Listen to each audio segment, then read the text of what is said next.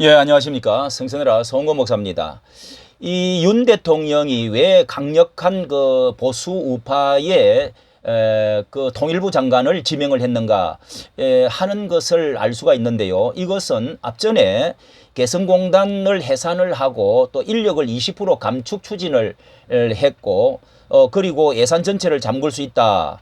그리고 이 황당한 일감 독식으로 통일부가 특히 윤 전 대통령의 사람들을 완전히 설계하고 몰아주고 하는 이런 그 부작용들을 많이 이제 드러났다 하는 것입니다. 이번에는 지원금 등의 비공개로 이런 것이 발견돼 가지고 통일부를 청으로 제대로 개선하지 않으면은 청으로 이렇게 통일부에서 청으로 격하하겠다 경고를 하고 나섰습니다. 자, 이게 무엇이냐 하면은 25일 대통령실에서 이렇게 장차관 회의를 하면서요. 쇄신이 미진할 경우에는 통일부를 행안부 외청이나 외교부 청으로 격화시키는 방안을 구체적으로 검토하고 그러면서 미션 수행을 지켜보면서 다시 이 미션 이게 옵션으로 계속 두고 보겠다 이렇게 경고를 지금 했습니다. 이 극약 처방을 하게 된 게 대북 사업과 관련한 국고 보조금 지원이 투명하게 이루어지지 않았기 때문에 이렇게 해서 이권 카르텔이 계속적으로 이 민간 단체라든지 이 여러 가지 보조금 이런 것을 이 대세 나가는 것들에 대해서 이것을 이번에는 그 수혜하는 쪽으로 이권 카르텔로 이렇게 돼 있는 것 다 몰아서 하겠다 이런 발표까지 했는 배경이 여기에 있는데 자, 이 대북 지원 사업이 특히 민간 단체의 대북 지원 이게 국고 보조금 지원 비율이 높다고 하는데 연간 계속해서 이어지는 경우가 많다. 통일부가 비공개 규정을 이용해서 특정 단체에 몰아주기 등으로 이권 카르텔 관행을 부추겼을 가능성이 제기되었다. 이렇게 하면서요. 이렇게 그 노무현 재단, 한국 노총 등 특정 지역으로 분류할 수 있는 단체명이 등장하는데 매년 통일부의 국고 보조금 집행 대상에 이름을 올리고 이렇게 투명성이 의심되는 상황이 많이 있다. 이 배 의원은 이렇게 지금 지적을 하고요. 그리고 이 통일부가 공개하지 않는 인도적 대북 지원 사업이 2019년도에 11개, 그 다음에 2020년도에 11건 중에 뭐 4개, 8개, 절반 이상은 다 이렇게 비공개로 처리를 하고 있었다 하는 것이 드러났습니다. 자, 그리고 모니터링 같은 것도 검증 시스템이 작동하지 않고 있다.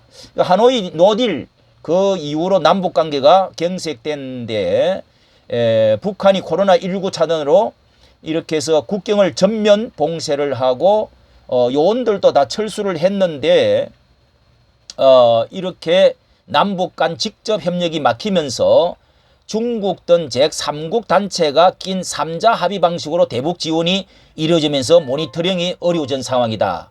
요렇게 또 중국 등 3국 단체가 끼어지면서 자, 이렇게 검증할 방법이 없다는 것입니다. 이것을 확 뒤집어야 되겠는데요. 뿌리부터 이게 고쳐야 될 문제가 생겼는데, 자, 이게 정말 대북 지원을 적극 해주고자 퍼주고자 하는 거하고 전현재 지금은 상황이 달라졌다는 거죠. 남북 이게 그러니까 이 채용도 말이죠. 계속 신규 채용을 계속했습니다. 통일부 산하 기관, 이 남북 교류 협력 지원 협회 완전히 끊겼는데도 이게 조직 정비도 소홀하게 하고 접견 지역의 현지 사무소 설치를 또 추진도 계속하면서 신규 채용한 인원이 더욱 증가를 시켜버렸습니다. 이게 정말 아주 국가의 보조금을 가지고 온갖 짓을 다 했는데 23년에 2명, 22년에 1명, 21년에 4명, 20년에 2명 이와 같이 계약직도 계속 채용을 해왔다. 이렇게 설림화를 해야 되는데 폐쇄 이후에 개성공단 폐쇄 이후에 설림화를 해야 되는데 오히려 이렇게 충원을 계속해 왔다. 자, 이렇게 해서 이런 것을 다 이제 쇄신을 해야 된다. 대통령실이 크게 여기에 대해서 분노를 했다는 것입니다. 예, 이렇게 책임을 물으라. 이렇게 분노를 했다 하는 것입니다. 자, 여기에 따라서 이렇게 이게 너무도 당연한 이제 이념이 전혀 다른 이 적폐 이런 것도 하나의 문 대통령의 적폐가 쌓여 있다고 하는 것을 이걸 파헤쳐야 되고 또 이거 전면 바꿔야 되는데 국회의원이 이제 수가 많아서 얼마나 어떻게 이 통일부 장관을 임명하게 될지 자 이런 것에 대해서 다 이런 그 정책 이런 것들을 다 발견을 해 놓고 지금 하고 있는 것 같습니다. 자 이런 것이 우리 교계에서도 말이죠 한마디 이렇게 그 말하면은 교계에서도 우리가 이 굴종 뭐 평화 도움 나눔 그리고 이렇게 그 이런 것들을 많이 주장을 하면서 결국은 굴종적 더러운 평화 문 대통령의 너무도 가스라이팅을 당하고 너무도 많이 그쪽으로 이렇게 편향이 되어져서 같이 움직였던 목회자들이 대형 교회 목회자들이 많습니다. 뭐 예를 들어서 앞전에 교계에서도 대북 정책을 할 때 이 무조건적인 이렇게 도와주는 것으로 해가지고 일어난 부작용이 얼마나 크다는 것.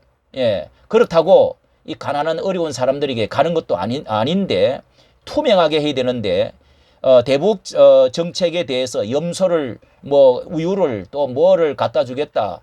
이렇게 아주 적극적으로 나섰던 사람들이 이인영 앞전에 그 통일부 장관과 함께 생명 나눔 뭐 위원회를 소강성 목사가 앞장을 서서 그렇게 해서 거기에 특별히 오정현 목사, 이영훈 목사, 소강성 목사 이렇게 해가지고 통일부 장관과 그런 그 결정까지 한 적이 있었지요. 자 이런 것들이 앞으로 우리가 평화를 원하지 않는 사람 어디 있습니까? 또 도와주고 사랑과 나눔을 원하지 않는 데가 어디에 있습니까? 자 이런 것도 정말 성경적으로 우리가 완전히 그 잘못된 양의 가죽을 쓰고 하는 정책에 쏘가 놀아서는 안 되겠다 하는 것들을 다시 한번 여기에서도 깨닫게 되어집니다. 이까지 정치 감사합니다.